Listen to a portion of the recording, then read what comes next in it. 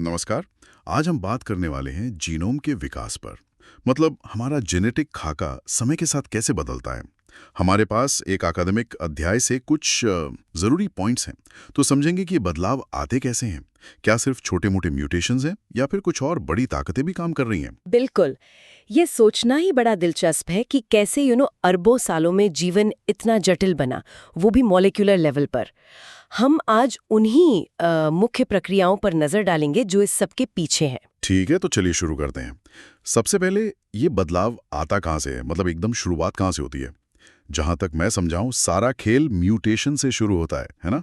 DNA में छोटे मोटे बदलाव। हाँ बिल्कुल, म्यूटेशन ही वो आप कह सकती हैं कच्चा माल है। अच्छा, पर ये होते कितने तरह के हैं और क्या इनका असर हमेशा बड़ा होता है। देखिए, ये डीएनए कॉपी होते समय गलतियों से या फिर डीएनए डैमेज से भी हो सकते हैं। मोटे तौर पर दो तरह के समझ लीजिए। एक होते हैं सिनोनिमस। सिनोनिमस। हाँ, मतलब डीएनए कोड बदला पर प्रोटीन का अमीनो एसिड सीक्वेंस वही रहा। अच्छा, तो मतलब प्रोटीन पे कोई फर्क नहीं पड़ा। हाँ, ज्यादातर। और दूसरे हैं नॉन सिनोनिमस। इनसे अमीनो एसिड सीक्वेंस बदल जाता है। तो इनका असर ज्यादा होगा शायद। हो सकता है। ये बदलाव प्रोटीन को बेहतर बना सकते हैं या खराब, या फिर कई बार कोई खास फर्क नहीं पड़ता, मतलब न्यूट्रल रहते हैं। और ये भी जरूरी है कि ये कोडिंग हिस्से में हो रहा है या नॉन कोडिंग में। नॉन कोडिंग वाला हिस्सा जो जीन को कंट्रोल करता है, हाँ बिल्कुल। वहां हुए बदलाव जीन रेगुलेशन को बदल सकते हैं, जो आजकल हम समझ रहे हैं कि बहुत बहुत महत्वपूर्ण है। अच्छा, लेकिन मैंने ये भी सुना है कि कभी-कभी बदलाव सिर्फ किस्मत से फैल जाते हैं। ये जेनेटिक ड्रिफ्ट क्या चीज है। हाँ, आपने सही सुना। जेनेटिक ड्रिफ्ट मतलब संयोग, किस्मत का खेल। किस्मत का खेल। कैसे? खासकर छोटी आबादी में। सोचिए, कुछ ही जीव हैं, उनमें कोई नया म्यूटेशन आया। अब हो सकता है जिस जीव में वो म्यूटेशन है वो संयोग से किसी हादसे का शिकार हो गया, बिल्कुल। या उसके बच्चे ही नहीं हुए। तो वो म्यूटेशन वहीं खत्म। बिल्कुल। भले ही फायदेमंद रहा हो, बिल्कुल। वो गायब हो सकता है। और उल्टा भी हो सकता है, कोई बिल्कुल न्यूट्रल म्यूटेशन जिसका कोई फायदा नुकसान नहीं, वो भी सिर्फ किस्मत से धीरे धीरे पूरी छोटी आबादी में फैल सकता है, मतलब फिक्स हो सकता है। अच्छा, तो छोटी आबादी में किस्मत का जोर ज्यादा चलता है। हाँ, वहाँ जेनेटिक ड्रिफ्ट एक बड़ी ताकत बन जाता है। तो फिर ये कैसे पता करें कि बदलाव ड्रिफ्ट से हुआ है या प्राकृतिक चयन से, मतलब किसी फायदे की वजह से। हाँ, ये बहुत अच्छा सवाल है। यहीं पर थोड़ी जासूसी करनी पड़ती है जीनोम की। एक तरीका है नॉन सिनोनिमस का और सिनोनिमस केएस बदलावों की दर की तुलना करना। अच्छा, वो सिनोनिमस वाले जो प्रोटीन नहीं बदलते। हाँ, हम मानते हैं कि वो लगभग म्यूटेशन की असली दर से जमा होते हैं, क्योंकि उन पर चयन का दबाव कम होता है।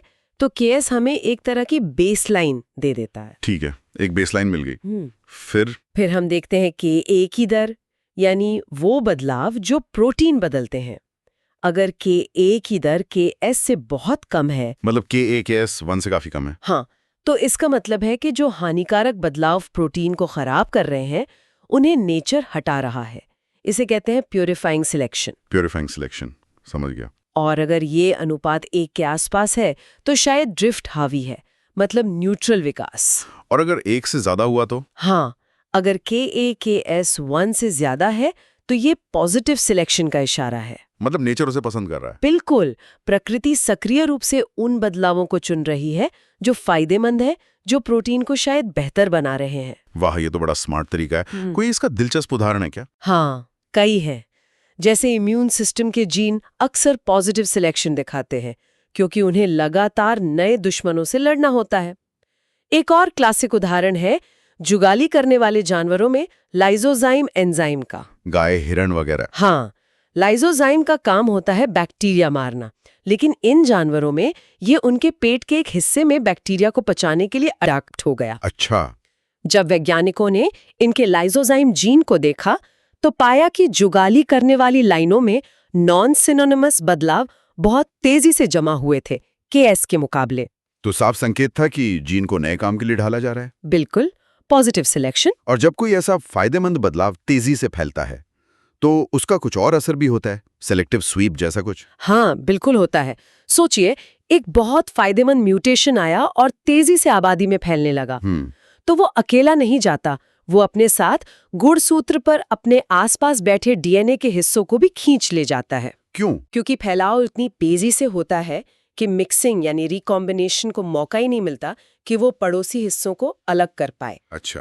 तो नतीजा ये होता है कि उस फायदेमंद म्यूटेशन के आसपास के पूरे इलाके में जेनेटिक विविधता एकदम घट जाती है, सब एक जैसे हो जाते हैं वहाँ। इसे ही सिलेक्टिव स्वीप कहते हैं। हाँ, या जेनेटिक हिचहाइकिंग, जैसे मलेरिया रेजिस्टेंस वाले G6PD जीन के साथ हुआ है कई जगहों पर। जहाँ वो फैला वहाँ उसके आसपास विविधता कम मिलती है। दिलचस्प। अच्छा, तो हम चयन का पता लगा सकते हैं, पर क्या डीएनए बदलावों से हम ये अंदाजा लगा सकते हैं कि दो प्रजातियां कब अलग हुई? वो आणविक घड़ी वाली बात। हाँ, ये एक और पावरफुल आइडिया है। फंडा ये है कि कुछ तरह के म्यूटेशन, खासकर सिनोनिमस वाले, समय के साथ एक मोटा स्थिर दर से जमा होते जाते हैं। जैसे हर 10 लाख साल में इतने बदलाव। कुछ ऐसा ही। तो अगर हमें पता हो कि दो प्रजातियों में, मान लीजिए किसी जीन में, कितने अंतर हैं और वो अंतर किस रेट से जमा होते हैं, उन पीछे जाकर हिसाब लगा सकते हैं कि उनका कॉमन पूर्वज कब था। बिल्कुल, यही आणविक घड़ी का सिद्धांत है। लेकिन क्या ये घड़ी हर जीन के लिए एक ही स्पीड से चलती है? नहीं, यही एक पेच है। अलग-अलग प्रोटीन अलग-अलग रफ्तार से बदलते हैं। कुछ हैं जो बहुत तेजी से बदलते हैं, जैसे फाइब्रिनोपेप्टाइड्स, और कुछ बहुत धीरे, जैसे साइटोक्रोम C। अच्छा। ग्लोबिन जीन का उदाहरण लें, अल्फा और बीटा ग्लोबिन। उनके बीच के अंतरों को देखकर अंदाजा लगाया गया कि वो करीब 50 करोड़ साल पहले एक डुप्लीकेशन से अलग हुए थे। 50 करोड़ साल? कमाल है। पर आपने कहा पेंच है, क्या मतलब? मतलब ये घड़ी हमेशा एकदम परफेक्ट नहीं होती। सबसे बड़ी चुनौती है कि अलग-अलग प्रजातियों में म्यूटेशन की ओवरऑल दर थोड़ी अलग हो सकती है।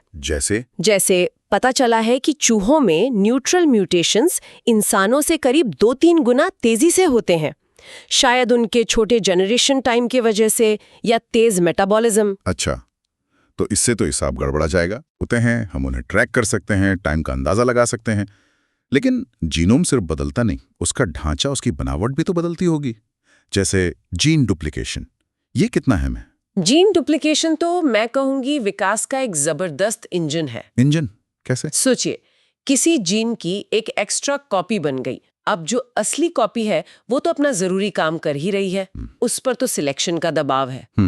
लेकिन जो एक्स्ट्रा कॉपी है वो थोड़ी फ्री हो गई, उस पर उतना दबाव नहीं है। अच्छा, तो उस फ्री कॉपी का क्या होता है? कई चीजें हो सकती हैं।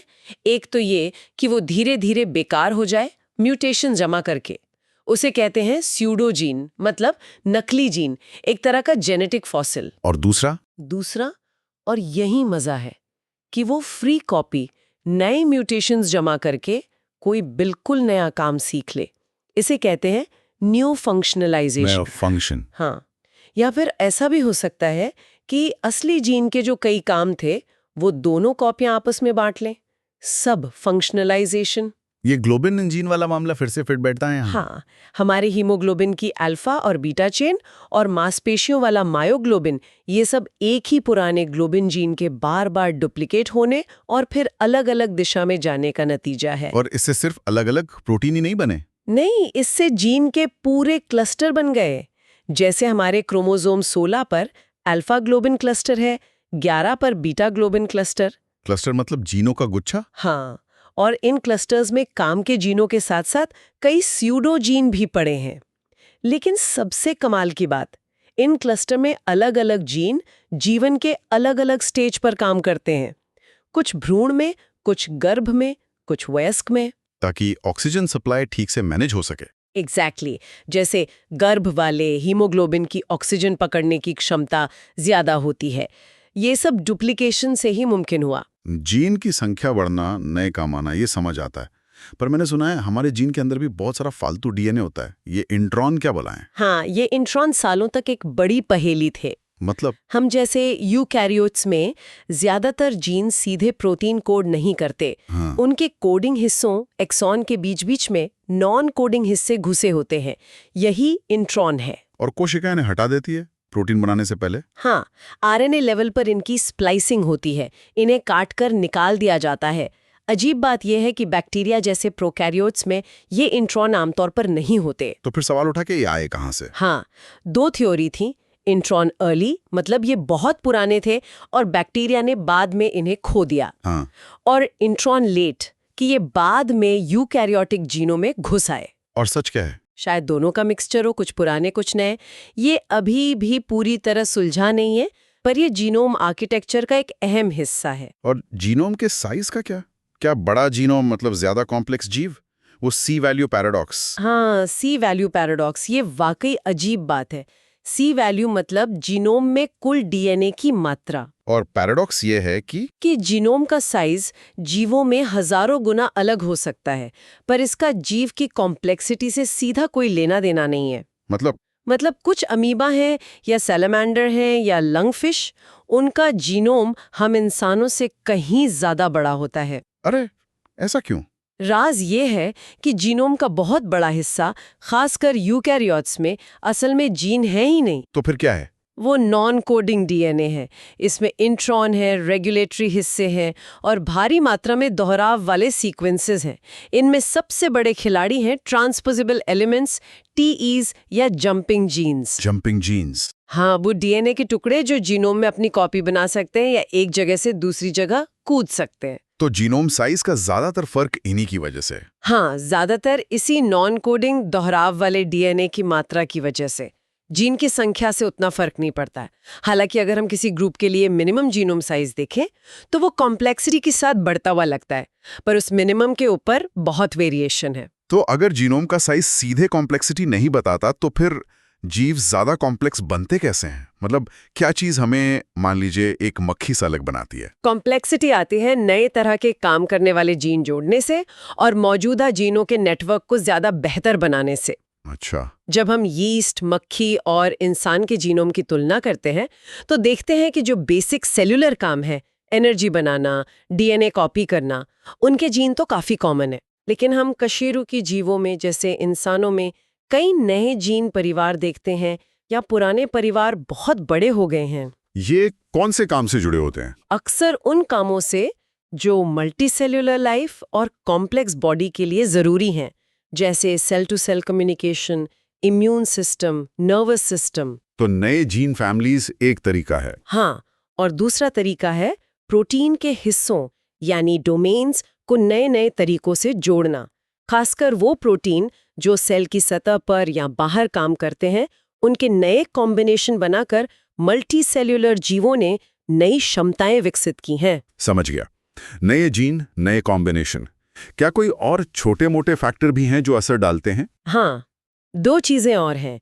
एक तो वही जंपिंग जीन्स या टीईज। वो जीनोम का बड़ा हिस्सा बनाते हैं, आपने कहा? हाँ, इंसानों में करीब आधा जीनोम, और ये इधर उधर कूदकर नए म्यूटेशन पैदा कर सकते हैं या जीनोम को रीअरेंज कर सकते हैं।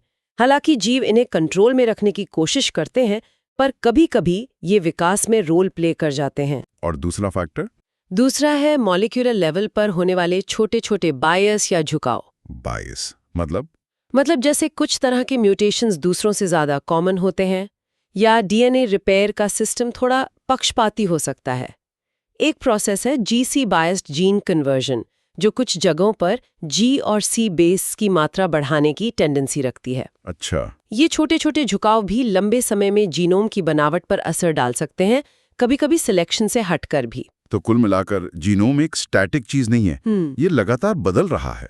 म्यूटेशन, ड्रिफ्ट, सिलेक्शन, डुप्लीकेशन जैसी बड़ी घटनाएं सब मिलकर इसे आकार दे रही हैं। बिल्कुल, और ये कहानी सिर्फ जीनों की नहीं है।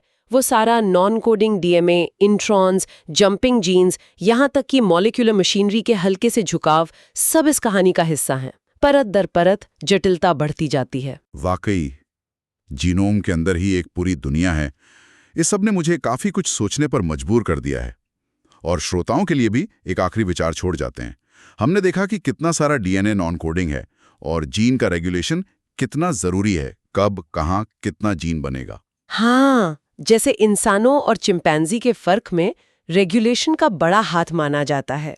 तो क्या ऐसा हो सकता है कि आगे के विकास के लिए जीन का कंट्रोल बदलना खुद जीन के सीक्वेंस बदलने से भी ज्यादा अहम हो? मतलब ज्यादातर विकास रेगुलेटरी लेवल पर हो रहा हो। हाँ, सोचने वाली बात है ना? खैर, इस गहरी जानकारी के लिए बहुत बहुत धन्यवाद। धन्यवाद। अगली बार मिलते हैं।